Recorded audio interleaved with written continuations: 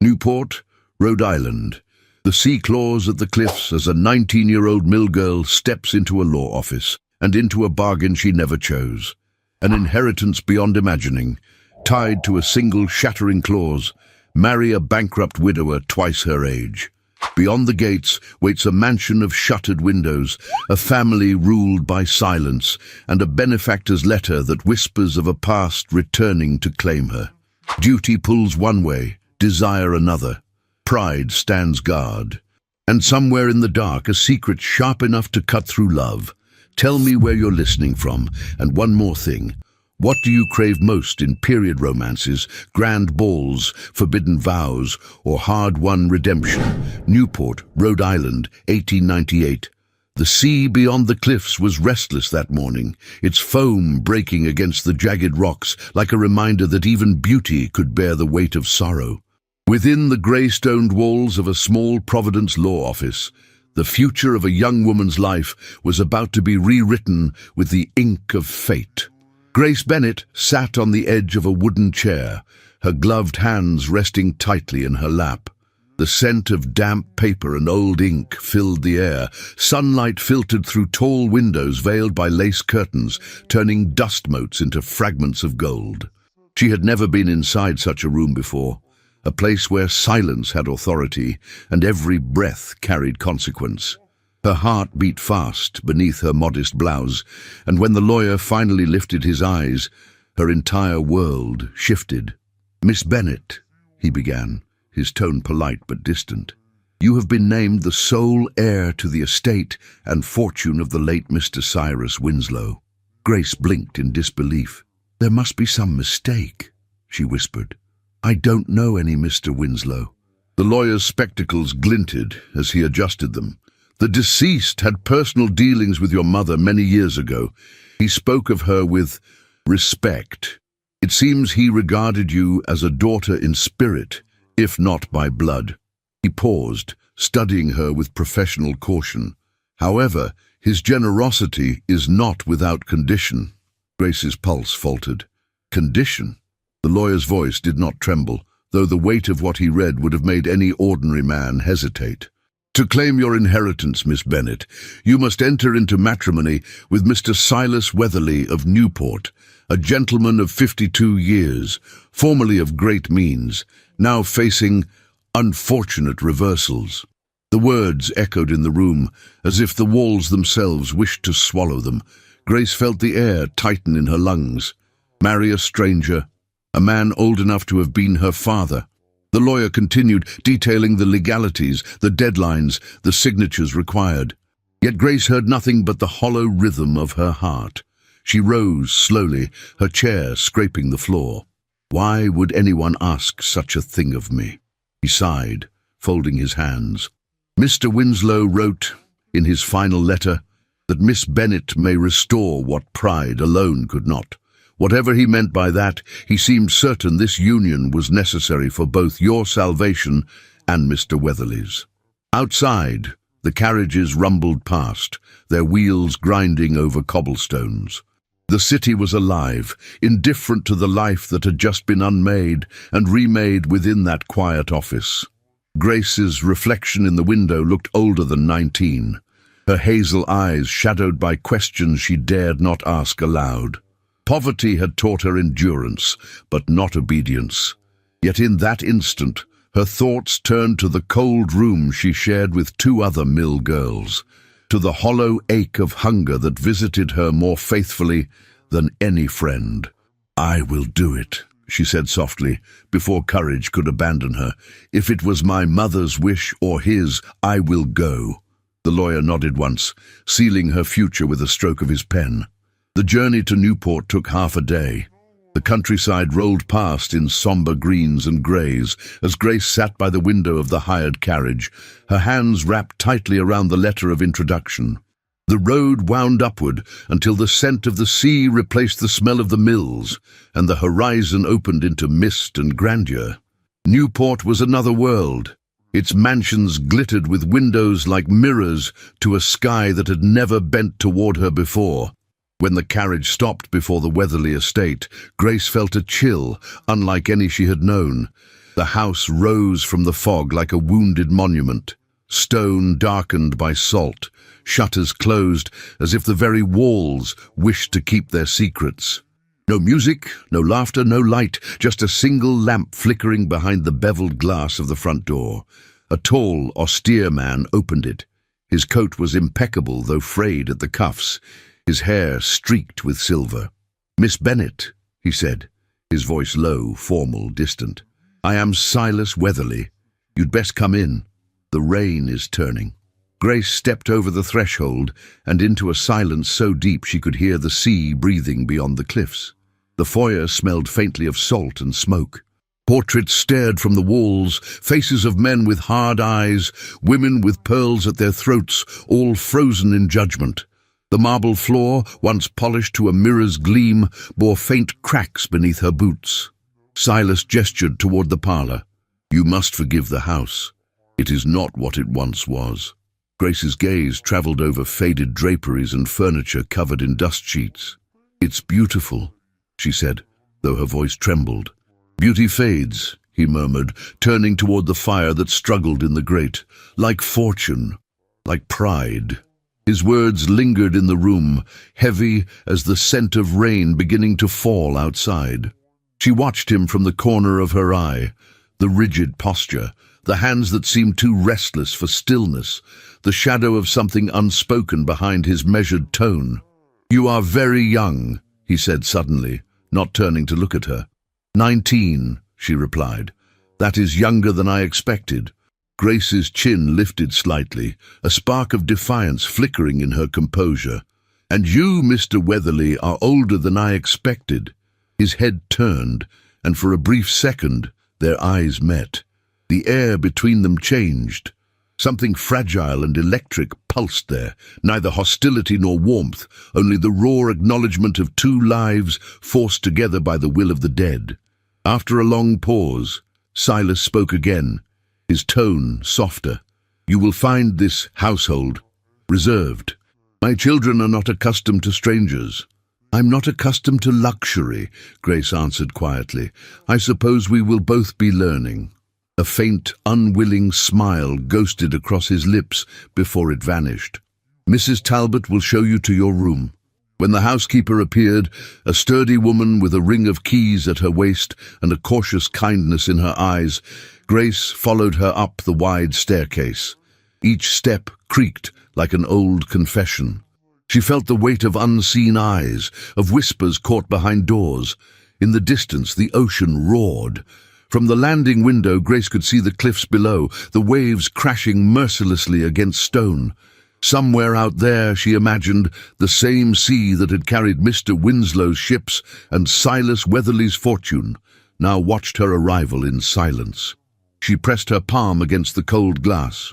"Restore what pride alone could not," she murmured to herself. "What did you mean, Mr. Winslow?" Outside, the rain fell harder, striking the glass like quiet applause or warning. And as night settled upon the great dim house by the sea, Grace Bennet realized that her life, which had always belonged to necessity, now belonged to destiny. The morning light in Newport had a peculiar stillness to it, as if the sun itself hesitated to shine too brightly on the Weatherly estate. Mist lingered in the hollows of the grounds, curling over the dew-glazed hedges and creeping along the edges of cracked flagstones. From the second-floor window of her chamber, Grace stood in silence, her breath fogging the glass as she surveyed the garden below. It was beautiful in its neglect, with rose bushes untamed and a marble fountain gone dry, its once singing waters silenced by time and misfortune. The room behind her was grand by every measure she had known. The bed alone could have held 3 of her childhood cots, and the wardrobe still held faint traces of lavender and old wood polish. But the silence weighed more than the finery. The walls bore no portraits, no embroidered samplers, no signs of a woman's touch. The curtains hung heavy, and the fireplace had not been lit in what seemed like months. There was elegance, but no warmth. A sharp knock came at the door. Without waiting for an answer, Mrs. Talbot entered. She wore a dark wool dress that brushed the floor, a white apron perfectly starched, and a cluster of silver keys jingling faintly at her waist like a muted bell of authority. "Breakfast is in the morning room," the housekeeper announced without ceremony. "The children eat first. Mr. Weatherly takes his tray separately." Grace turned from the window. "And I?" "You'll join them," Mrs. Talbot replied, then added after a pause, "if they remain." There was no hostility in her tone, only weariness worn into the grain of her voice, like age into oak. Grace nodded, smoothed the front of her dove-grey skirt, and followed her down the corridor. The house revealed itself in shadows. Along the way, Grace passed rooms sealed with dust cloths, paintings dulled by a film of neglect, and stair rails polished only by time. The silence was not the silence of peace, but of things unspoken. The scent of sea salt mingled with faded wood and wax, and occasionally the air stirred with a draught from unseen windows. The morning room had once been lovely. It still held a pair of French doors that overlooked the garden, but the lace curtains were drawn, and only one oil lamp flickered on a nearby table. Two children sat at the end of a long, narrow dining table, so far from one another that it might have been a negotiation rather than a meal. The girl, Caroline, sat erect in her chair, her pinafore pristine, her reddish-blonde hair braided into two tight plaits tied with matching navy ribbons. She glanced up as Grace entered, her gaze cool and unreadable. Beside her, a boy, no more than 8, fiddled with a spoon. His sandy hair flopped over his brow, and his eyes barely lifted to meet Grace's before darting back to his bowl. "Good morning," Grace offered gently. Neither replied. Mrs. Talbot cleared her throat. "Miss Grace will be staying with us. You may show her the grounds this afternoon." Caroline's fork froze mid-air. "That won't be necessary," she said without looking up. Mrs. Talbot did not flinch. "I said you may." The housekeeper vanished into the hallway, her skirts sweeping with authority. Grace hesitated before sitting opposite the children, unsure if her presence was an intrusion or a test. She reached for her tea, its steam curling upward like a sigh. Silence fell again, this time more brittle. "Do you like it here?" Edward asked softly, his voice so delicate it could have belonged to a ghost. Grace looked at him, her smile kind. "It's quiet and very grand." Caroline spoke sharply before Edward could answer. "It's falling apart. The drawing room leaks, the roof in the east corridor is rotting, and half the staff have left." "Caroline," Edward murmured, shrinking slightly, but the girl did not retreat. She turned her gaze on Grace, sharp, intelligent, and aged beyond her years. "Why did you come here?" Grace considered her words before answering. "Because someone believed I should." "Mr. Winslow?" the girl asked. "He never met you." "No," Grace said quietly, "but he knew of me. He knew my mother." Caroline blinked, but said nothing more. Edward dropped his spoon. Later that morning, Grace wandered the West Wing alone, her steps tentative on the worn rugs. She peeked into unused parlours, drawing rooms with dust-muted mirrors, and shelves where books leaned like weary travellers. In one room, the pianoforte stood closed, its keys untouched. In another, a broken ship's model rested on the hearth. It was as though the house had been abandoned while still inhabited. From an open door, she heard voices, low, male, frayed by years. "I don't care for appearances anymore, Clarence. I've no more pride to sell." Grace halted just outside the room. "You have her now," came the response, oily and amused. "That's something."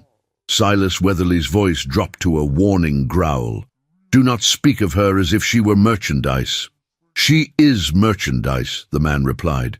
"That's what makes her useful." Grace stepped back, heart pounding. She did not wait to hear more. That afternoon, Mrs. Talbot found her in the garden, pruning dead rose heads with bare fingers. "There's a dinner this evening," she said briskly. "The Graves family." "Mr. Weatherly insisted." Grace straightened. "Will I be expected to dine with them?" Mrs. Talbot's brow lifted, amused despite herself. "You are his wife, are you not?" Grace swallowed hard. "In name. In Newport. Name is enough." That night, Grace stood before the mirror, adjusting the collar of her evening gown. It was navy silk, one of 2 dresses the solicitor had provided upon her arrival, and though well made, it lacked the ornamentation of society fashion. Her hair was pinned simply, her only adornment a small gold cross at her throat. She looked more like a governess than a hostess, but there was dignity in her simplicity. Downstairs the parlour had been prepared for guests. Candles lit the corners, and wine glimmered in crystal glasses. Grace entered quietly, shoulders square, pulse galloping beneath her stays. The guests were already gathered. Lillian Graves stood by the hearth, swathed in ivory silk and pearls, her laughter low and rehearsed. Her father, a stout man with a crimson waistcoat, was holding court beside the decanter. When Grace entered, silence rippled through the room. "My," Lillian said, her voice sugar-coated venom. "So you are the girl everyone is talking about." Grace offered a cordial nod. "Mrs. Weatherly," she said. "A pleasure." Lillian's smile sharpened. "My apologies. It's just, I hadn't expected Providence's finest textile worker to be so well turned out." A few guests laughed too loudly. Silas, standing near the fireplace, said nothing. He looked away. Grace's cheeks flamed, but she did not flinch. "It's true," she replied, her voice steady. "I spent years weaving thread. Now I am learning to weave conversation." A murmur moved through the room. Lillian's smile faltered. Dinner was served in the long dining room, the table set with heirloom silver and linen once pristine, now slightly yellowed with age. Grace sat at Silas's left, her posture composed, though her soul burned. Throughout the meal, Lillian guided the conversation with veiled barbs, jokes about factory soot, anecdotes about private schools, remarks on new money manners, each word sliced like silk torn on a nail. Silas remained silent. When dessert arrived, Lillian leaned close, voice low. "Do you know what they say, Grace? That Mr. Weatherly married you for your inheritance, and that you, darling, married him for food." Grace turned to her, her eyes unblinking. "Then let them say it," she murmured. "Let them choke on their own bitterness." Only then did Silas look at her, really look. His eyes met hers across the flickering candlelight, and for the briefest moment regret bloomed in his expression like a storm held at bay. But he still said nothing, and Grace, aching from the silence, rose from the table before the plates had been cleared. She walked from the room with her head high and her heart splintered, not by insult, but by the silence of the man who should have defended her. In the stillness of her chamber, with the sea murmuring beyond the glass, she realized something cruel and beautiful. The Weatherly house was not just broken by debt or time, it was broken by silence. And Grace Bennet would not remain silent forever. The light in the Weatherly library was different than in any other room of the house. It filtered in pale and golden through high, dusty windows, casting long slants of sun across the dark mahogany shelves and worn leather chairs. The scent of the room, parchment, wax, old ink, rose like a memory from the very floorboards. Grace stood still for a moment just inside the threshold, her gloved fingers trailing over the carved panel of the door. This was not a room she had been invited into, yet something about its solemn quiet called to her. The silence in the rest of the house had not lessened. Since the disastrous dinner, the corridors had grown colder, the stairs longer, the silences heavier. Silas remained aloof, retreating deeper into his study. Caroline passed her like a shadow in the halls, chin lifted, voice clipped. Edward alone seemed to draw nearer, trailing her like a quiet thread through the day. His small presence in the garden, at the stairs, near the hearth, always just within reach but never intrusive, became a silent comfort. It was Edward who had told her the library was never locked. Inside, the volumes stretched upward like silent judges. Ledgers, treatises, novels with spines cracked by time.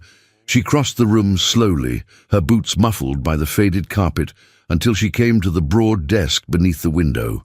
It was a fortress of paper. Receipts, correspondence, shipping manifests, records of wages paid or unpaid. Everything was in disarray. Columns of numbers blurred with smudges, names of creditors written in increasingly hasty scrawls. It was a portrait of decline drawn not in oil, but in ink. She removed her gloves and reached for the most recent ledger. The column marked receivables had been blank for nearly 2 months. Expenses, however, bloomed like a dark flower. Coal delivery, repairs deferred, salaries owed. 2 names were circled at the bottom of the list, the head footman and the cook. Beside them, a single word, dismissed. Grace closed the book slowly, her pulse steady but rising. A second ledger revealed more. The family's last remaining ship, the Winslow Belle, had been docked in Providence since early spring. Its insurance premium was overdue. A red ink note in Silas's hand read simply, "Risk unacceptable. Recommend sale." She stared at those words, as if by will alone she could erase them. Later that day, she requested an audience with Silas Weatherly. He received her in the study, a room as bare and cold as the rest of the house. The fire had not been lit. Dust lingered in the corners. He stood near the window with his back turned, as if prepared to look through her rather than at her. "I would like to discuss the estate," she began. His voice was flat. "The estate is not your concern." "With respect," she said, stepping closer. "That's incorrect. This house is my home now. The staff are under my care. Your children live beneath this roof. If the house collapses, I will not sit in the rubble and pretend I didn't notice." He turned slowly, his face unreadable. "You forget your place, Mrs. Weatherly." "No," she replied. "For the first time, I am beginning to understand it." A long pause stretched between them. The fireplace crackled faintly, though no flame had been set. Silas moved to the decanter and poured himself a small measure of brandy. He did not offer her any. "You've seen the ledgers, then?" he asked. "I have. And what do you propose we do?" There was no curiosity in his voice, only fatigue. Grace raised her chin. "We stop dismissing loyal staff. We reduce unnecessary expenses, yes, but we stop bleeding. The Belle is the last asset of value. Let it sail. Let it earn." He studied her, the brandy untouched in his hand. "It hasn't made a profitable voyage in 2 years. Because it hasn't sailed in 2 years," she replied, her voice low but firm. "You're afraid of another loss, so you've buried the ship at the docks like a coffin. But it isn't dead. Not yet." He looked at her then, really looked, not with the distant politeness he wore like a cloak, but with something more cautious, more human. "And if it fails?" "Then we fail trying," she said, not hiding. A flicker of something passed through him. Not admiration. He was too proud for that yet, but recognition. "Very well," he murmured. "You may oversee the accounts. The Belle will sail within the fortnight. But do not mistake action for security. This house cannot be rescued by optimism." Grace inclined her head. "It can't be rescued by silence either." She left the room without waiting for dismissal. That evening she returned to the library alone. Candlelight danced along the shelves as she moved through the files, sorting the financial chaos into ledgers she could understand. After an hour, her fingers touched the edge of a leather folder buried beneath discarded correspondence. Curious, she drew it out and opened the flap. Inside was a letter, old and yellowed, bearing the Weatherly seal. Her breath caught at the signature, Cyrus Winslow. She unfolded the parchment slowly. The ink had faded but remained legible. "To Captain Weatherly, I trust the girl is well. Her mother served on the Belle with loyalty and care. She spoke often of her daughter Grace and her hopes that the child might one day live a life not measured by wages, but by worth. If anything should ever befall me, see that she is remembered.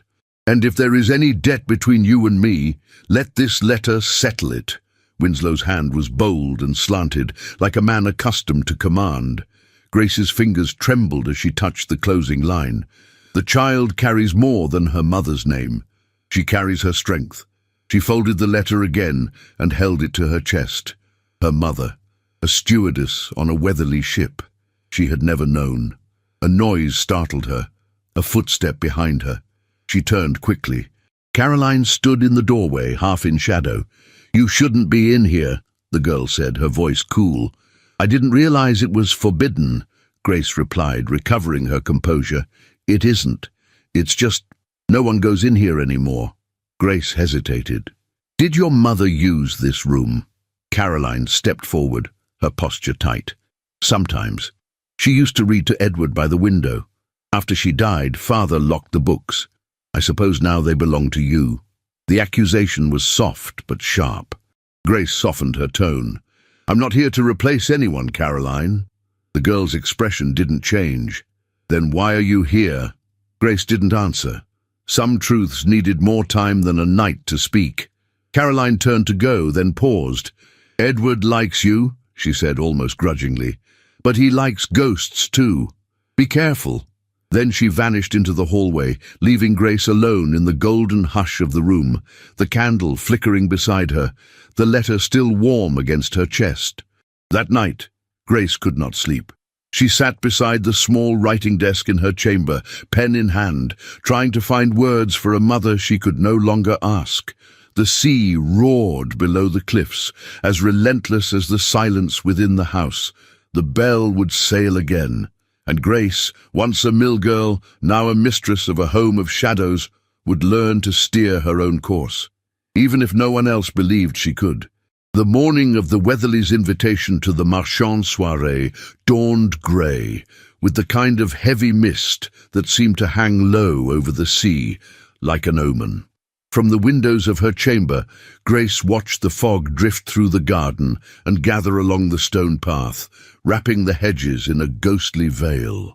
Newport society had awakened from its winter lethargy, and invitations were now fluttering through town, like butterflies with gilded wings.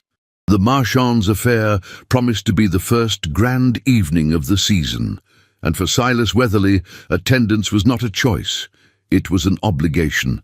Mrs. Talbot had appeared at Grace's door earlier that morning, arms laden with gowns wrapped in muslin.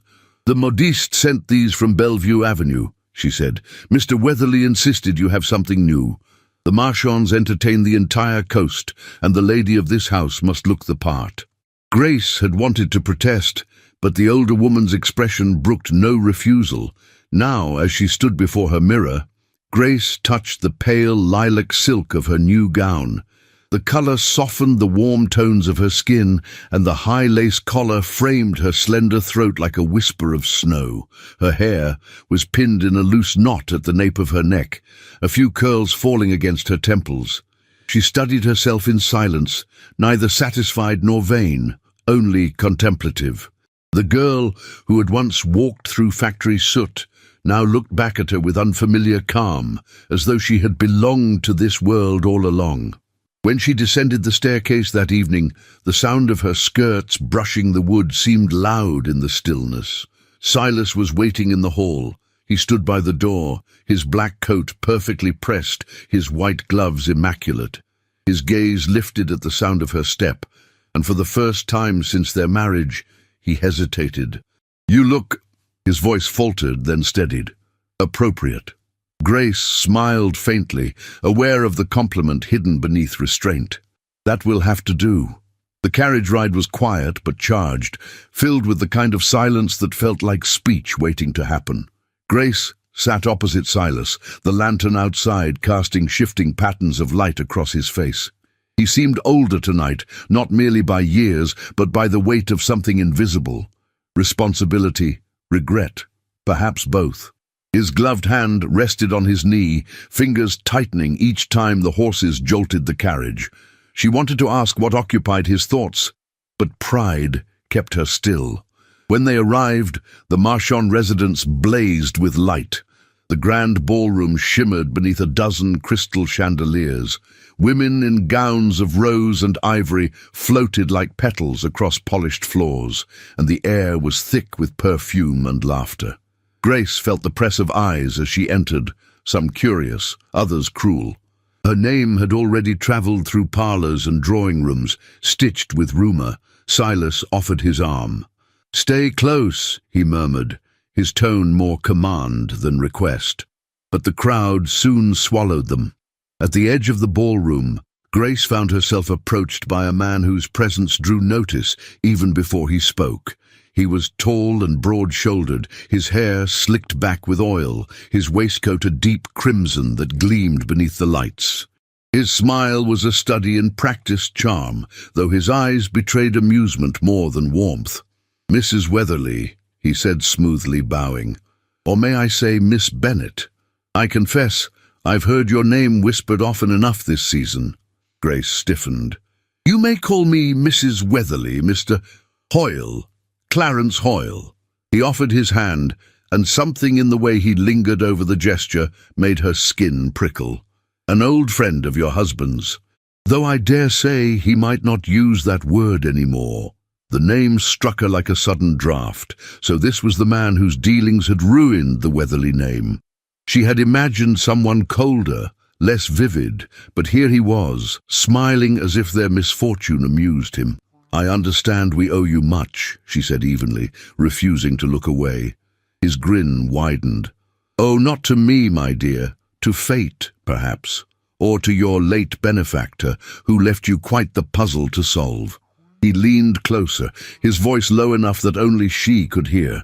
A young bride with an old husband, and a fortune not yet her own. It is quite the tale. Grace met his gaze without flinching. "And yet you seem eager to tell it."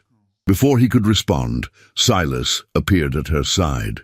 The tension between the two men was immediate, electric. "Hoyle," Silas said curtly, "I see the rats are still permitted at respectable gatherings." Hoyle's smile never faltered. "And I see the Weatherlys still prefer poetry to profit. How very noble." "You will not speak to my wife again," Silas said. "Your wife?" Hoyle drawled. "Ah, of course, a convenient term, though I wonder how long it will remain convenient for either of you." The exchange drew subtle attention. Nearby guests began to glance their way, pretending not to listen while clearly straining to hear. Grace touched Silas's arm lightly, urging restraint. The contact was brief, but the heat of it lingered. "Come," she whispered, "it isn't worth it." Silas's jaw tightened, but he let her lead him away. Across the room, Lillian Graves watched with the satisfaction of a predator. She wore emerald satin that clung to her like envy itself, and the feather in her hair quivered each time she tilted her head to observe. When Grace passed her, Lillian's lips curved. "What a delicate creature," she murmured to her companions. "I wonder if she knows the scent of scandal suits her better than perfume." That night, the rumor took root. By the time Grace and Silas left the Marchand house, whispers had begun to weave themselves through the carriages waiting outside. The story was simple, poisonous, and irresistible. Grace Bennet, the factory girl who had bewitched a grieving widower for his fortune. The following days moved like a slow, bruising storm. Invitations that had once arrived daily now stopped altogether. Ladies who had nodded politely now crossed the street to avoid her. Even the grocer's wife, who had once curtsied, greeted her with narrowed eyes. Grace bore it with quiet dignity, but the humiliation burned in her like a fever. Silas withdrew further, burying himself in work and correspondence. She saw him mostly at dinner, where conversation was sparse. His silence wounded her more than gossip ever could. One afternoon, unable to endure the oppressive stillness of the house, Grace retreated to the garden. The sea wind tore through her hair, cold and sharp.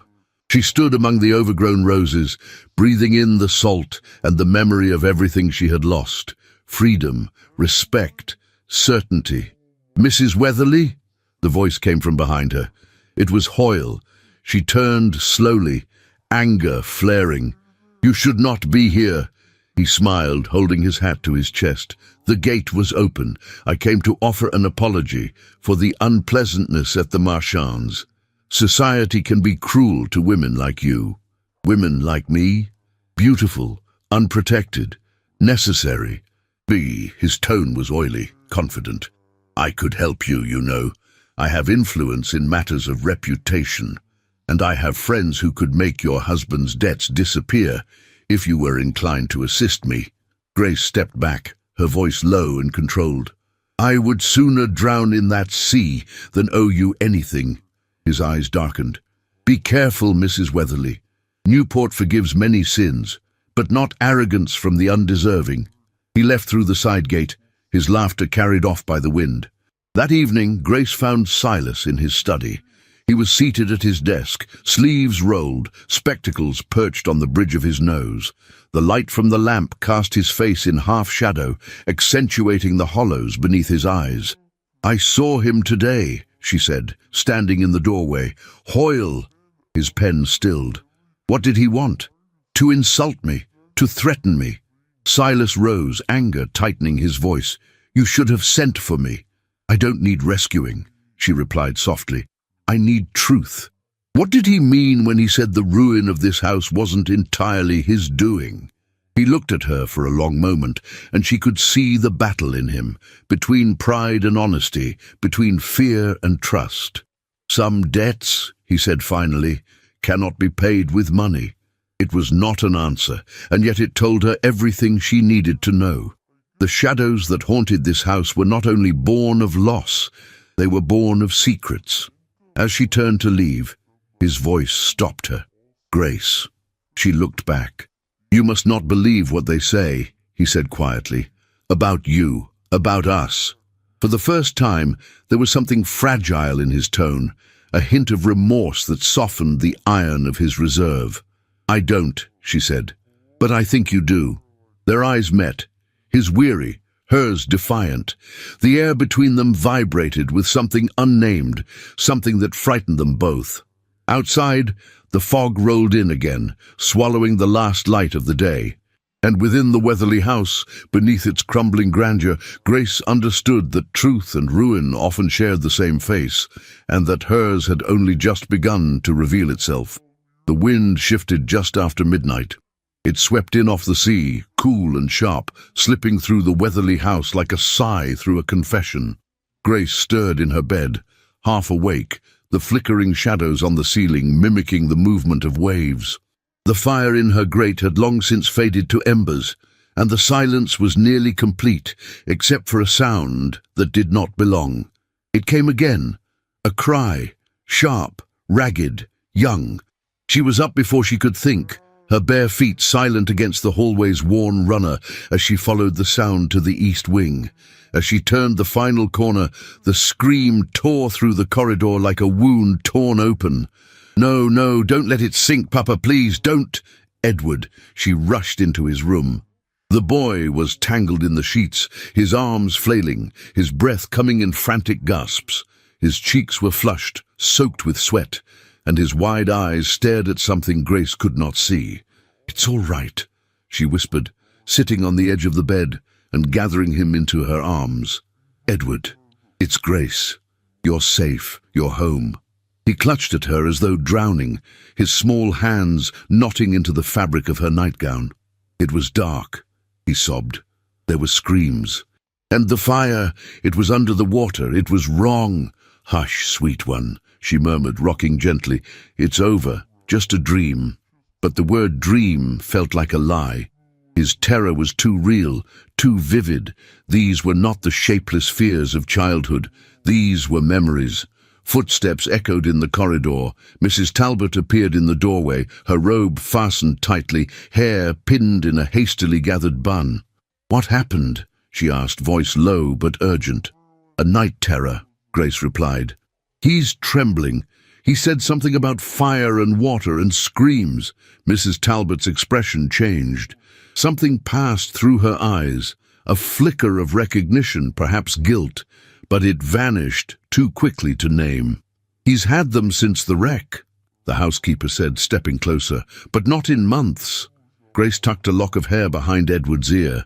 His breathing had begun to slow, though his fingers remained tight against her arm. "He remembers," Grace said softly. "Not clearly, but enough to carry the weight." Mrs. Talbot nodded once. "They all do, even if they don't speak of it." Later, when Edward had finally fallen back into uneasy sleep, Grace lingered outside his room. The corridor was quiet again, but her thoughts roared louder than the ocean. She descended the stairs, barefoot still, her steps drawn toward the library without conscious decision. The door was ajar. A candle had been left burning on the desk, and for a moment the soft flicker made the books look alive, as though the house itself were trying to speak. She sat and reached again for the folder that had contained Winslow's letter. Beneath it, more documents, weather reports, letters, maps, and then a line from a shipping manifest caught her eye. Cargo, ore, textiles, fire barrels. She read it again. Marked as routine, signed by Clarence Hoyle. Grace closed the folder, heart pounding. Something was wrong. The next morning, she found Caroline in the garden, hunched over a journal near the hedge wall. The girl's braids were loose, her pinafore slightly wrinkled, as if she'd risen early and forgotten to fix her uniform. Grace hesitated, then approached. "May I sit?" she asked. Caroline looked up, wary, but nodded. "If you must." Grace folded her hands in her lap. Edward had a nightmare. Caroline stiffened. "He always does when Father's been away. He spoke of fire, screams. He was terrified." Caroline's pencil paused above the paper. "They don't talk about it," she said finally. "The grown-ups. They say it was the storm. But I heard Mr. Hoyle once. He said it wasn't the sea that sank the ship. He said Father should have stopped it." Grace's breath caught. "When did you hear this?" "Last spring. I was meant to be in bed, but the drawing-room windows were open. They argued." Caroline's voice dropped. "Mr. Hoyle said Father let them die to protect the name, that he chose to lose the bell rather than lose everything." Grace's chest tightened.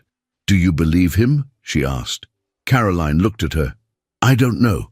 I used to think Father would never hurt anyone, but now he hardly looks at us. Sometimes I think, maybe he's too ashamed."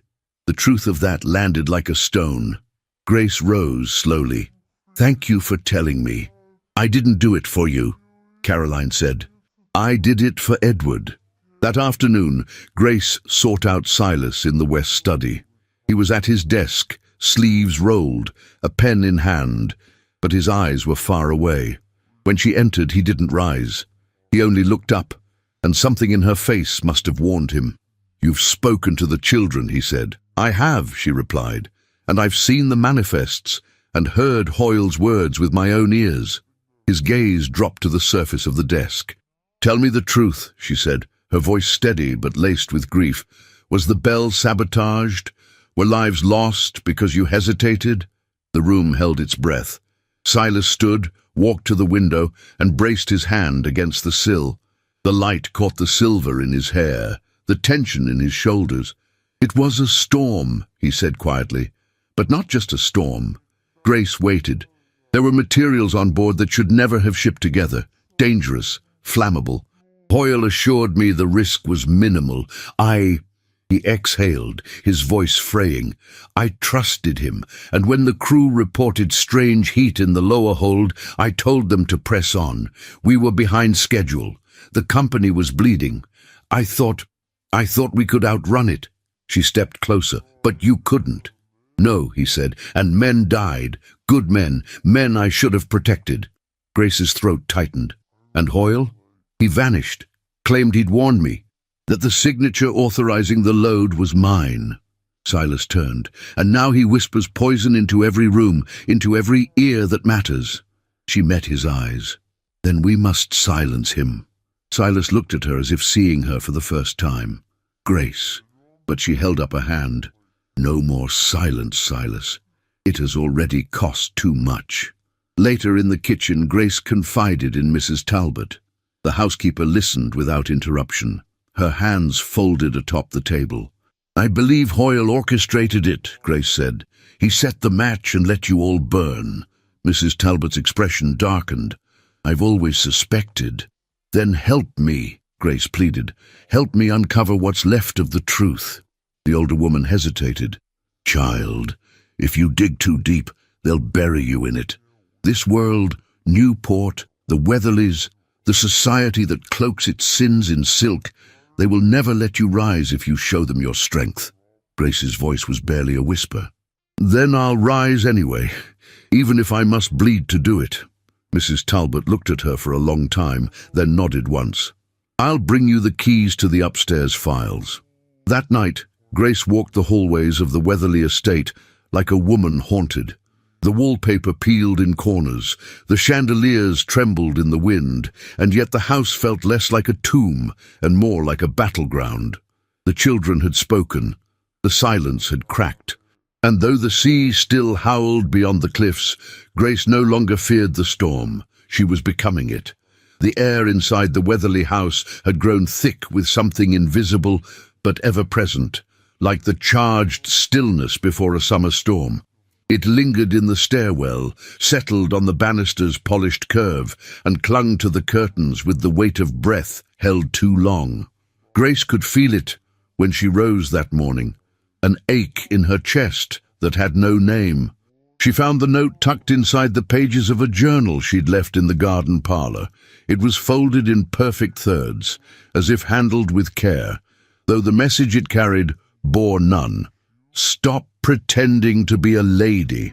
The words were inked in a hurried, almost jagged script. No signature, no seal, only venom dressed as advice. Grace stood motionless for several minutes, staring down at the paper in her hand. The room was silent, but not empty. The scent of dried lavender still clung to the upholstered chairs, and outside the tall windows, the sea murmured softly beneath a veil of morning mist. But the calm was an illusion. Something had shifted, and the paper she held was proof. She did not take the note to Silas. Not yet.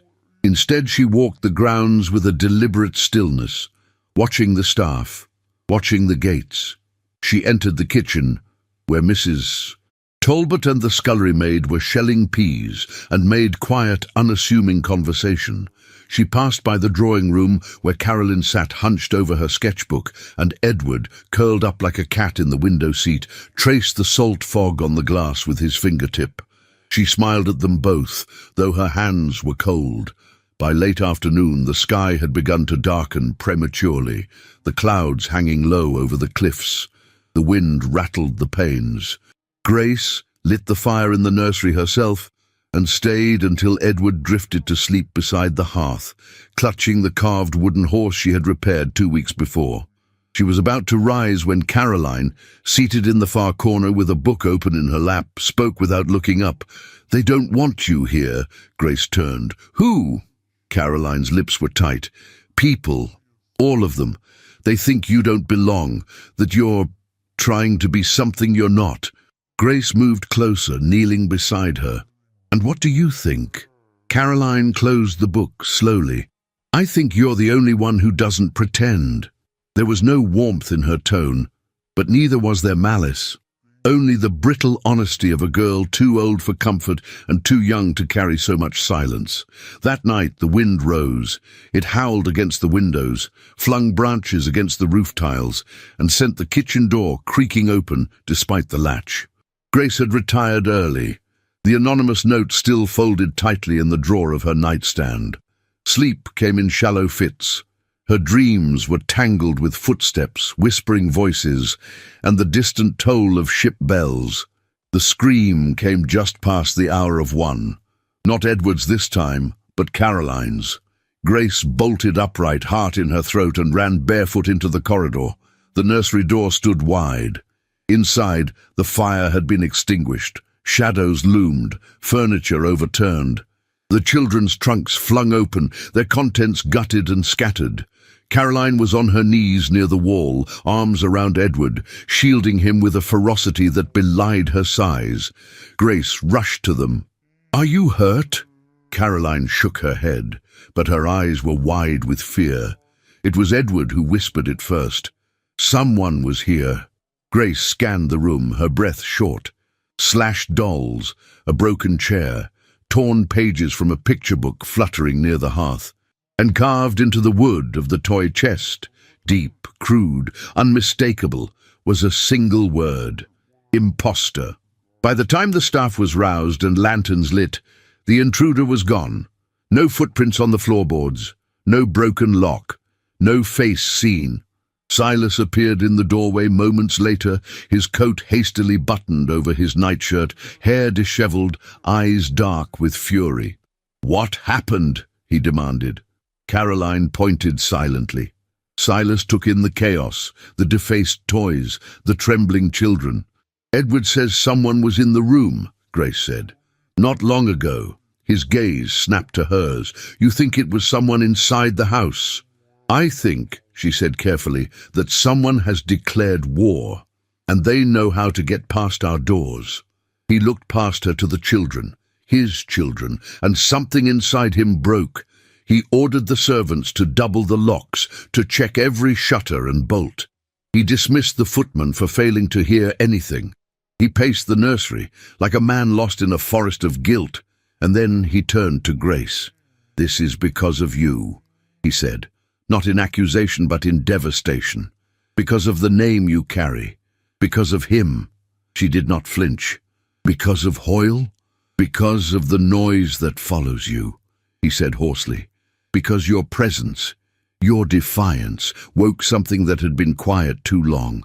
I should have sent you away when I had the chance." Her heart twisted. "Then do it now." He looked at her, eyes filled with something wild. "You think I haven't considered it?" She stepped closer. "Why haven't you?" He was silent for a long moment. Then, "Because I didn't expect to care what would happen to you if I did." The words stunned her, not because they were cruel, but because they were honest. She inhaled slowly, trying to master the fire that threatened to rise in her throat. "I never asked for your affection," she said. "Only your honesty." They stood there in the ruined nursery, two figures illuminated by the soft flicker of the rekindled fire. Behind them, the children slept once more, too weary to remain afraid. The firelight cast long shadows on the floor.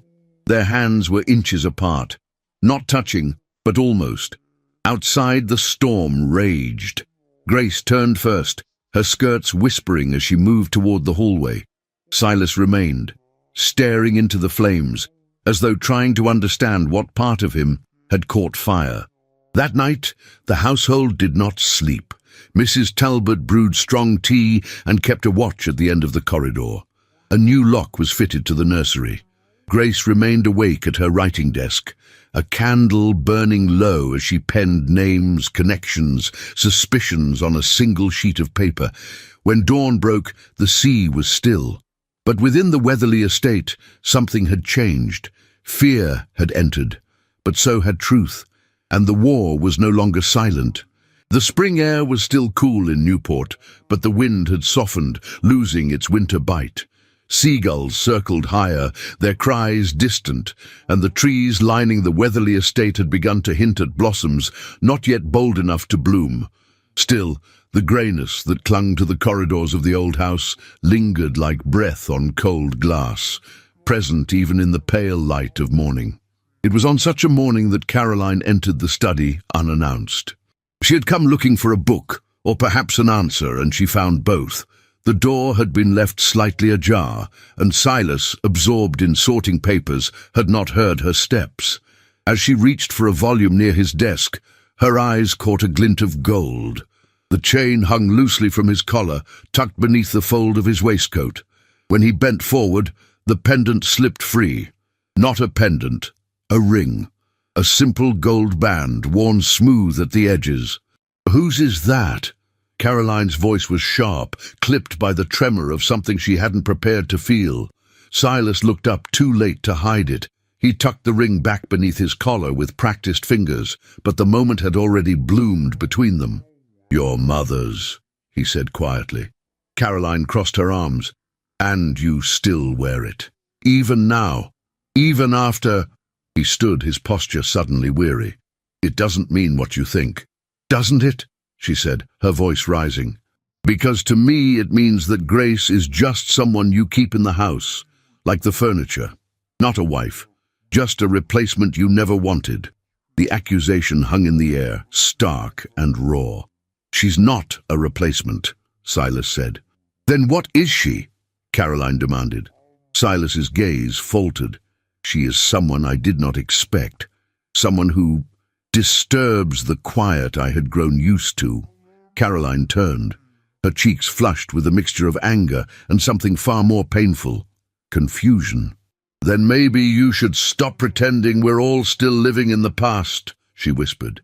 He did not stop her as she left. The silence after the door closed was deafening. That evening, Grace found Silas alone in the library.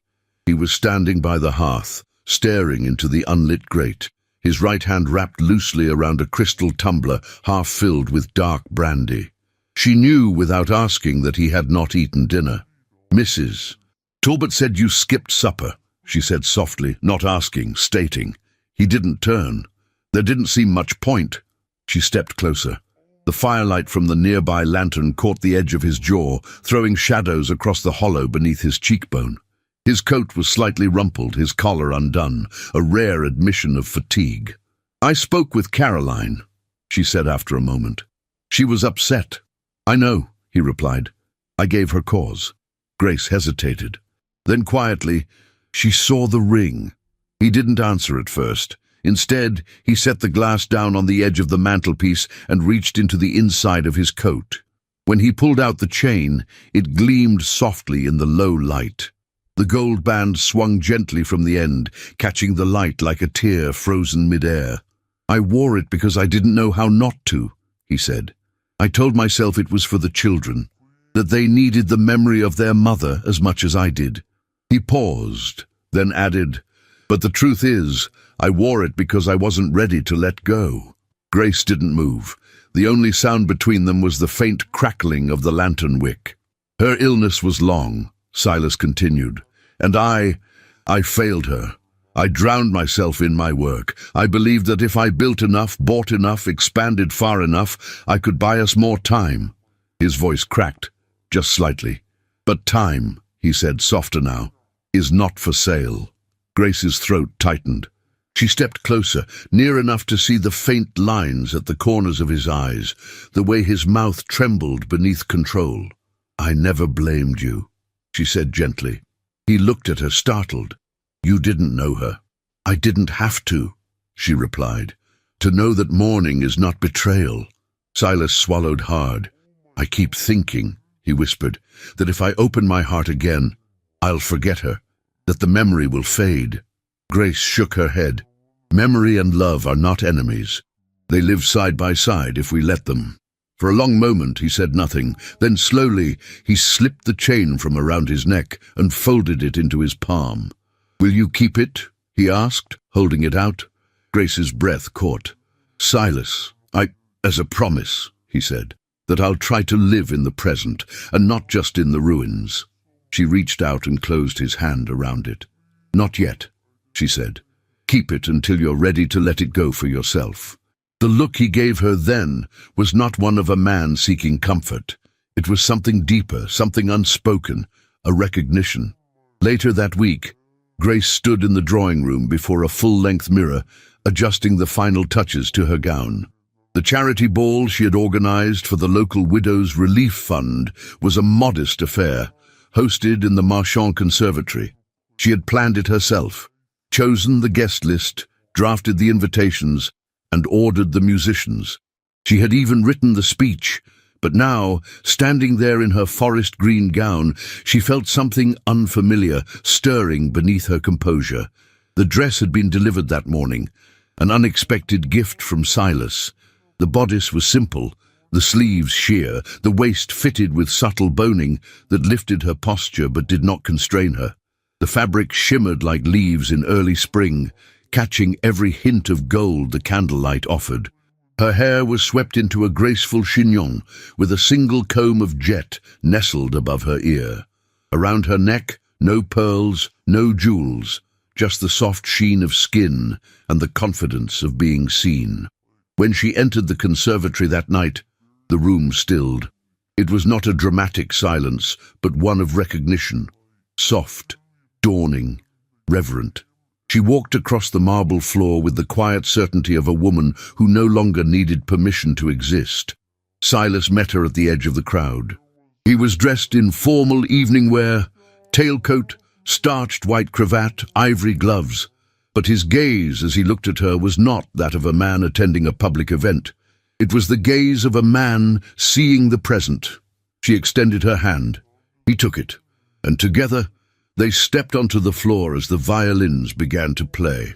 The waltz was slow, elegant, steeped in memory and possibility. Grace moved with ease, her hand resting lightly on Silas's shoulder, their rhythm finding its own music beneath the notes. Around them, the world receded. As they turned beneath the chandeliers, her eyes met his. Neither spoke, but everything necessary passed between them. Not a vow, not a surrender, just the quiet realization that what had begun in obligation was now something neither of them could name nor deny. And in the stillness between notes, as the candlelight shimmered against glass and silk, Grace felt the faint, unmistakable bloom of something she had not dared to believe in. Hope, not loud, not grand, but alive. The wind carried whispers that week. Newport, ever hungry for gossip, had turned its gaze fully on the Weatherly estate. The air tasted different now, thick with curiosity, sharpened with suspicion. Grace felt it in the glances of shopkeepers, in the silences that followed her entrance into a room, in the way carriages seemed to slow just slightly when passing the gates, as though hoping to catch a glimpse of the scandal that everyone insisted was simmering just beneath the surface. And indeed, it was. It began with a sealed envelope delivered by private courier. Silas was in his study when he opened it. Grace had entered moments later to discuss arrangements for a scheduled visit to the shipyards, but she stopped short when she saw his expression, stone-cold, unreadable, but for the flicker of something behind his eyes, shame, fury, fear. He handed her the papers without a word. They were copies, well forged but not flawless, bearing Silas's signature authorizing the loading of dangerous materials aboard the Winslow Belle. The date had been altered, the cargo details fabricated to make it appear he had knowingly risked the crew's lives for profit. At the bottom of the final page was a single line in red ink. Truth finds those who hide too long. Hoyle's style, Hoyle's venom. Grace set the pages down slowly. Her breath was steady, but inside her thoughts raced. "This is a lie," she said. Silas nodded once. "But it looks real enough to be believed." The implications were clear. If these forgeries made it into the hands of investors or the Maritime Commission, Silas would not only lose what remained of his reputation, he would face legal ruin. Grace didn't sleep that night. She returned to the library, to the ledgers she had begun cataloging weeks ago. She retraced every manifest, cross-checked every seal, every signature, every notation. The writing was familiar, the spacing too consistent. Hoyle had planned this, but proving it would require more than intuition. The next day, she visited the dockyards, veiled and alone. She carried the original manifest from the Belle's final voyage, one she had retrieved quietly from Silas's private drawer. There, amid the crates and cranes and salt-stained ropes, she found what she hadn't dared to hope for. Henry Dawes was a dock worker in his early 50s, shoulders bent from decades of lifting, fingers curled from old injuries. He eyed Grace with suspicion when she first approached him. "I have nothing to say to Weatherly's wife," he said, wiping his hands on his apron. "I'm not here as his wife," she replied. "I'm here as a woman who buried good men in silence." That gave him pause. When she showed him the manifest, his eyes narrowed. "I signed off on that load," he muttered, "but that's not my writing." Grace felt her heart leap. "Are you certain?" "As certain as I am that Hoyle paid me $100 to keep quiet about the extra barrels." He glanced around nervously. "I didn't know people would die," he said. "I just thought it was smuggling, cheap fraud, nothing more." Grace took his hand in both of hers. "You may be the only person who can save the truth." He nodded. "But it won't be easy, and it won't be safe." She left the docks that evening with ink-stained fingers and a letter in Henry's hand. A sworn account of the bribe, of the falsified inventory, and of Hoyle's threats should he ever speak again. She felt like she was breathing for the first time in weeks. But while Grace was searching for truth, Lillian Graves was preparing a new lie. The encounter happened after a luncheon. Lillian, draped in crimson and gloved in cunning, cornered Silas in the Weatherly carriage as he exited the event alone. She stepped inside uninvited, the perfume of roses and arsenic clinging to her. "I know what you've lost," she said softly, running a finger along the edge of his lapel. "But you don't have to lose yourself." He didn't respond. "I could make this disappear," she continued. "The whispers, the doubt, the mess she's brought into your home. One word from my father and Hoyle will vanish." "And in return?" Silas asked, his voice as cold as the steel beneath his coat buttons. "Return?" She smiled, leaning in close. "Only that you remember what it was like to be admired by someone who knows what you once were." He met her eyes without blinking. "What I once was is a man who chose silence over justice," he said. "I will not add cowardice to the list." She laughed. "You think this girl, this factory-born saint, will save you?" He opened the carriage door. "I think she already has." And then, with all the fury of a gentleman scorned and a man reborn, he stepped out into the sunlight and left Lillian to her rage. 3 days later, the anonymous column appeared. It ran in the Newport Gazette, signed only by a watchful eye. The article accused Grace of social manipulation, of seducing a grieving widower for financial gain, of whispering lies into the ears of a once great man to tarnish the legacy of his late wife. It described the charity ball as a performance of vanity. It claimed that the Weatherly children were now being raised by a woman with no breeding, no past, and soon no place in polite society. Grace read the words in silence. She did not cry, but something inside her splintered. By evening, she had packed her trunks. The night was heavy with unshed rain. The house was quiet except for the creak of wood beneath her steps. In the nursery, she paused. Caroline's voice startled her. "You're leaving." Grace turned. The girl stood in the doorway, hair unbraided, eyes rimmed with something too old to be sorrow. "You weren't meant to see," Grace said softly. "I'm not blind," Caroline replied. "I thought it best," Grace began. "Don't," Caroline said. She crossed the room slowly. "You came when we were all ghosts. You brought light into a house that forgot how to feel." Grace's breath hitched. "We were never safe," Caroline said, her voice cracking. "Not until you came." The final word landed like a stone in Grace's heart. "I don't care what they write," Caroline whispered. "I don't care what they say. You're the first person who didn't leave." Grace sank to her knees. Caroline, the girl who never cried, let herself fall into her arms. That night, the trunks remained unopened. The rain came just before dawn, washing the ink from the scandal sheets piled beneath the hedges outside. And in the warm hush of the nursery, Grace lay beside the children, her hands entwined with theirs, listening to the storm cleanse the world of lies. She would stay, not out of duty, but because love, like truth, refused to be silenced. The air in Newport that morning was thick with salt and whispers. News of the trustees' emergency assembly had swept through parlors and porticos like wildfire, each invitation hastily extended, each arrival cloaked in curiosity and scandal. The chamber of the Newport Commerce Hall, usually reserved for tepid speeches on tariffs and shipping routes, now bristled with silk, suspicion, and silver-tipped canes. No one expected Silas Weatherly to appear. Fewer still believed he would speak. And yet, just past the striking of 11, the tall doors opened and he entered alone. The room, once buzzing, fell into a hush that bordered on reverence. Silas wore no mourning band and no cravat pin, only a dark wool coat, pressed but worn, and the quiet dignity of a man who had known ruin and was no longer afraid of it. He stepped to the front, glancing at no one. Then his voice rang out, measured, low and unwavering. "You have heard much about Grace Bennet," he began, eyes scanning the crowd with a steadiness that made even the most hardened matrons lean forward.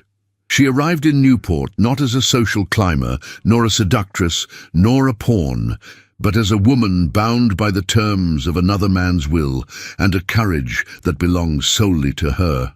He paused. Several in the back murmured. A breath caught in someone's throat. I, Silas Weatherly, once commanded ships and men. I built fortunes and buried them. But never, not even at my height, have I seen loyalty like hers. She did not come for jewels or invitations. She came for my children when I could not look them in the eye. She came for this estate when I was ready to let it rot. The chamber remained still. Lillian Graves, seated in the third row beside her father, clutched her gloves tightly, her jaw rigid. Silas's voice grew rough, but it did not falter. You have whispered that she bought her place. I tell you, she earned it more than I ever did mine. If you wish to discuss reputations, then discuss mine, for it was my signature on the final cargo manifest. It was I who overlooked Hoyle's clever omissions, and it was Grace Bennet who uncovered the truth I had long buried in shame. With that, he stepped back. The silence did not break for several seconds. When it did, it was not with applause, but with an audible exhale, a collective release of judgment long held in the lungs of Newport's elite. That afternoon, Grace returned. She rode alone, seated beside Henry Dawes, the former dockworker who now trembled slightly beside her with both fear and relief. Behind them in a black carriage were 3 crates, original manifests, private correspondence between Hoyle and brokers, and an affidavit signed by Dawes himself. It was not just enough. It was ironclad. They met Silas in the drawing room, flanked by 2 representatives from the insurance consortium. The men, flushed and perspiring, listened without interruption as Grace laid out each piece of evidence. Her voice was cool, her hands did not tremble. When she finished, one of the men, a portly gentleman with a ring of sweat staining his collar, cleared his throat. "Well," he muttered, "I dare say there's no need for further scandal, is there?" "No," Silas said flatly, "there isn't." And just like that, the matter was settled. Hoyle left Newport that evening on the 6 o'clock train, his departure unaccompanied by so much as a farewell. His estate, long praised for its ostentation, was lit only by a single gas lamp. By morning it was confirmed the insurers would pay in full. The Weatherly accounts were solvent. The ship registry had been amended, and Grace Bennet's name was noted in the official minutes as the party responsible for the evidence provided. Lillian's anonymous column was traced to her own writing desk, the style unmistakable. She was uninvited from the final ball of the season, her name scratched from the guest list with such decisiveness that even her mother's pleas to the committee were met with silence. But the house on Cliff Walk remained quiet that night. The children were asleep. Mrs. Talbot had gone to her room early, murmuring something about finally breathing again. Silas sat in the study, the fire low and casting long shadows on the panelled walls. Grace entered softly, not as a guest, not as an intruder, but as someone who had stopped knocking. She stood by the hearth, her reflection flickering faintly in the glass decanter beside him. He rose. From his coat pocket, he withdrew a small velvet box. In his other hand, he held the gold ring, the one he had worn on a chain since his wife's passing. "I have worn this," he said quietly, "because I did not know how to let go. I do not wear it now." He set it gently on the mantel. Then he opened the box. Inside, nestled in soft satin, was a ring. Simple, not ornate. A solitary pearl set in a band of brushed gold. "I asked you to marry me once by condition," he said, his voice unsteady for the first time that day. "I ask you now by choice." Grace did not move. She looked at the ring, then at him, and in her gaze there was no triumph, no performance, only a hurricane of tenderness and terror. "I don't know yet," she whispered. Silas nodded. He did not press her. Later, when the house had darkened and the fire had dimmed, Grace slipped into the garden, where moonlight made silver threads of the hedgerows. She walked to the orchard wall, the same place where Caroline once dared her to last a season. The same place where she'd once longed to run. Mrs. Talbot was there, folding sheets by lamplight in the side corridor, as if the walls might fall in without her precise hands. When Grace lingered, she looked up. "I don't know if I'm the right person to answer a proposal," Grace murmured. "I was chosen once because I was useful. I need to know what it means to be chosen in love." The housekeeper's gaze softened. "Then make him wait, child. If it's love, it will wait with its hat off and hands folded." Grace turned her face back toward the window of the study, where the silhouette of Silas still lingered, unmoving, quiet, and illuminated by the flicker of firelight. In that moment, she did not yet say yes, but she also did not run. She stood there with the scent of apple blossoms returning to the air and let the night wind braid around her the beginnings of something not demanded, but born. Something that could no longer be named by duty or inheritance, but something that in time might be called love. Autumn draped itself over Newport with the quiet grace of a cathedral veil. Leaves the color of garnets and gold drifted from the elms along Cliff Walk, carpeting the stone paths of the Weatherly estate in warm silence. The brine in the wind had softened. The sea, once turbulent and cold, now shimmered like polished pewter under a gentle sun. Grace stood at the top of the stone steps, overlooking the garden she had once feared to tread. The grounds had changed, not in structure, but in spirit. The vines that clung to the eastern wall had been trimmed back, not with hired hands, but by Edward himself, who now spent his afternoons among sawdust and salt, carving miniature ships that no longer made his breath catch in panic. He was no longer afraid of the sea. That legacy, too, was being rewritten. Inside, the once lifeless nursery echoed with laughter. Caroline, now 12, had taken it upon herself to teach letters and rhymes to the younger children of staff and neighbours, guiding their small fingers over pages with a patient pride that could not be taught.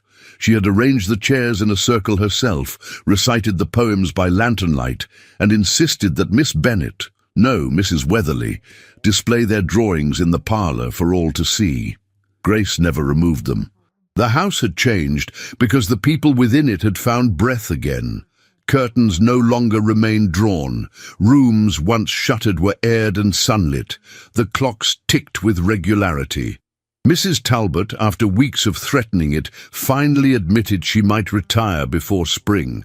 She still made her rounds with military precision, but now she allowed Grace to catch her humming as she folded linens in the morning room. "I'll haunt the linen closets if you forget starch," she warned one afternoon, her tone as sharp as ever, though her eyes gleamed with something dangerously close to affection. "I wouldn't dream of tempting your ghost," Grace replied. That evening, as twilight settled over the estate and the fire crackled in the drawing-room hearth, Grace found herself walking the orchard path alone. She wore a deep plum shawl embroidered with thread as pale as frost, a gift from the staff that Caroline had insisted on presenting with a curtsy, and the words, "For the mistress of the house." It had taken Grace a moment to answer, not from surprise, but from the quiet recognition that it was, at last, true. She passed the low stone wall, her footsteps silent on the earth. The air was scented with apples now, the fruit hanging heavy on branches that had once seemed too brittle to bear anything. It was here that she found him. Silas stood with his back to her, gazing at the far slope where the last of the season's leaves clung stubbornly to the trees. He wore no cravat, no waistcoat, only a heavy wool coat the colour of smoke, the collar turned up against the breeze. His hair, silvering at the temples, stirred slightly as he turned to face her. They did not speak at first. They didn't need to. The months between them had built a language that required no translation, only the quiet pulse of presence and the hush that falls before something sacred. He reached into his coat pocket, not abruptly, not theatrically, as if it had always been meant to rest there. "I asked once," he said softly, stepping closer, "and I asked again. Both times you could have said no." Grace looked at him, her eyes steady. Silas dropped to one knee, not in spectacle, but in reverence. The velvet box rested in his hand once more, unopened. "I would rather live in ruin with you," he said, "than reign without you." The words did not echo. They sank into the soil beneath them, into the walls that had once borne only grief, into the marrow of every silence they had once endured. Grace's breath caught, not from surprise, but from the flood of certainty that rose behind her ribs. She knelt before him, their shadows merging in the dying light. "Yes," she whispered. It was not triumphant. It was not a banner raised or a victory claimed. It was something gentler, like the sound of the tide returning to shore after a long absence. The answer that had always lived quietly between them, waiting to be spoken aloud. Their kiss was not rushed. It was not the spark of new passion, but the tender confirmation of something earned. When his hand touched her cheek, he did not pull her into an embrace, as men in novels so often did. He simply held her there, eyes closed, the weight of seasons lifted. When they rose, it was not as a man and woman meeting in transaction, nor even as husband and wife by obligation. They rose as partners, not in contract but in choice. Later that week, the town spoke not of scandals, but of the surprising quiet strength of the Weatherly name. Children brought hand-drawn thank-you notes to the estate, tied in string. The baker sent extra loaves. A telegram arrived from an old shipmate who had read of Grace's efforts in the papers and signed it. "To the woman who righted what we could not." In the sewing room, Grace found the old ledgers. She did not burn them. She wrapped them in muslin and placed them beside her mother's steamer trunk, now polished and restored. History, she had come to understand, did not need to be erased. It needed to be faced, and then honored, and then surpassed. By the end of October, Caroline had taken to calling her Mama when no one was listening. Edward had asked if he might one day have a real ship, not carved, but full-sized with sails. Grace had smiled. "I imagine you might." Mrs. Talbot still patrolled the hallways, but now she wore soft slippers and allowed herself the indulgence of afternoon tea. The staff no longer whispered when Grace entered.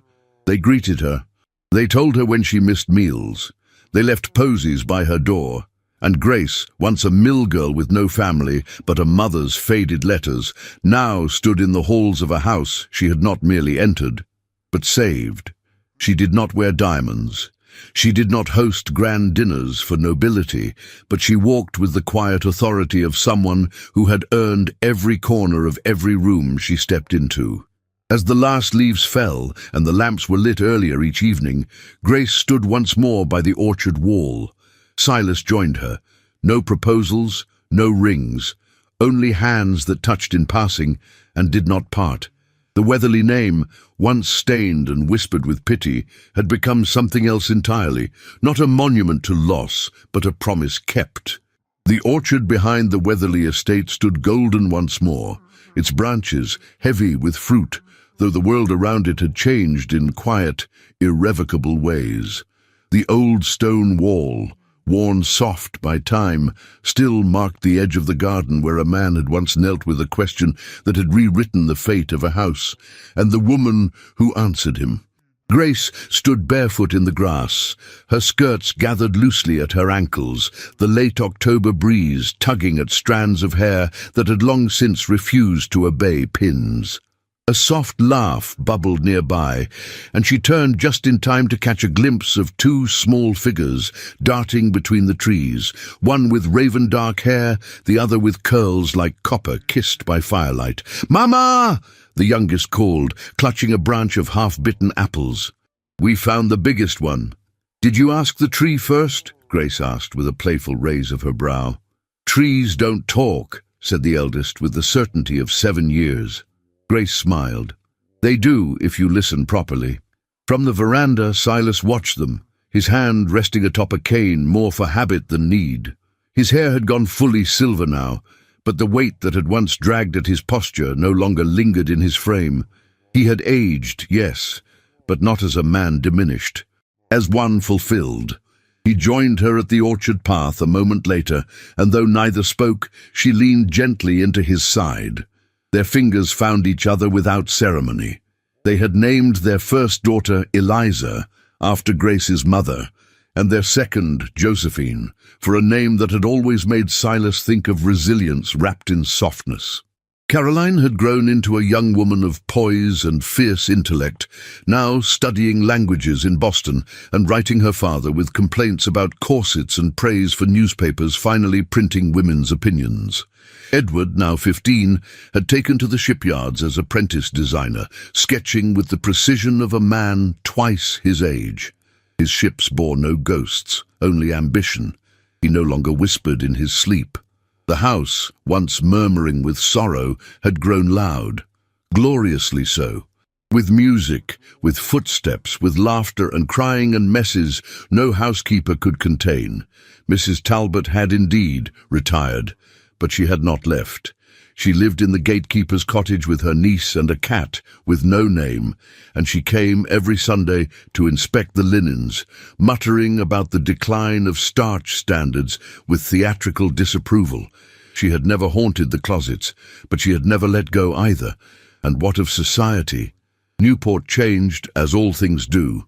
Some names faded, others rose. Lillian Graves had married a German baron and left America in a whirlwind of lace and scandal. Her column, once venomous, was now quoted in etiquette classes as an example of what not to do. Clarence Hoyle's name had all but disappeared. No statue was ever erected in his memory, but occasionally, on damp coastal mornings, a fisherman might still spit at the sound of it. But most telling of all, at the Trustees' Winter Gala, now co-hosted by Grace Weatherly, young girls from both sides of the avenue curtsied with the same reverence, whether a guest wore inherited diamonds or hands calloused by work. It had not been a revolution, but it had been a beginning. Grace had never sought legacy. And yet, in the eyes of the women who lingered after dances to thank her for opening the Weatherly Library to factory children, or in the letters from orphans whose mothers once scrubbed the estate's floors, it was clear she had built one. Her love with Silas had not dimmed. It had deepened, matured, weathered its seasons with the same grace as the orchard.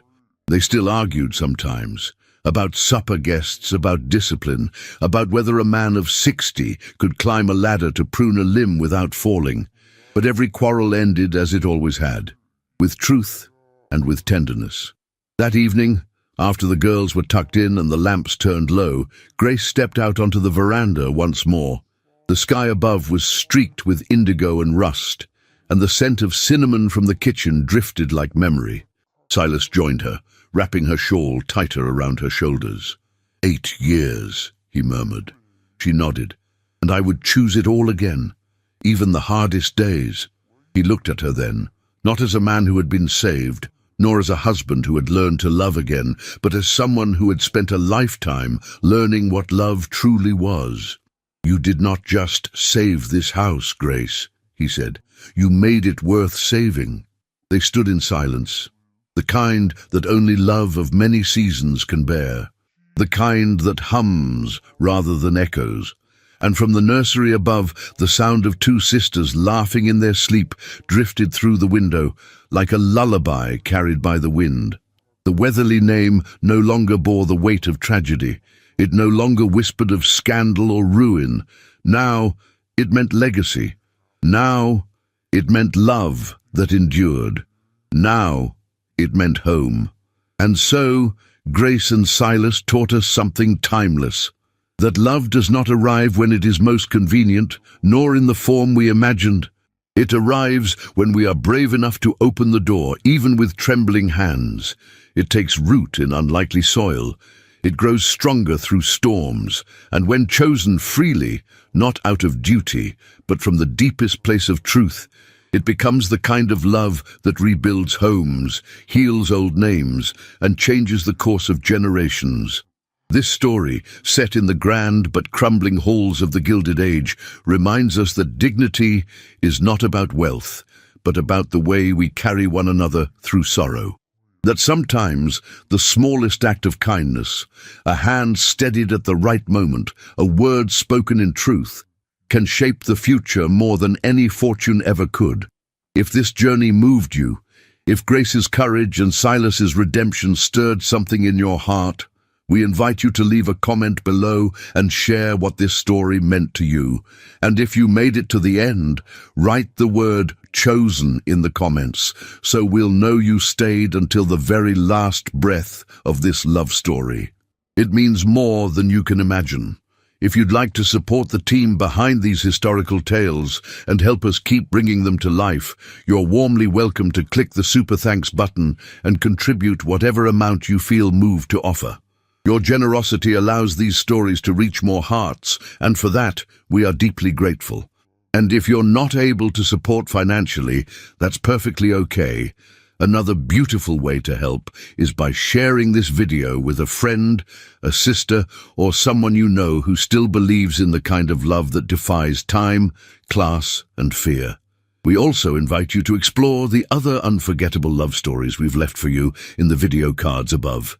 Each one carries a soul of its own, and just maybe, a part of yours will live there too. Thank you for watching. Thank you for feeling with us. And until the next story, may you always choose love,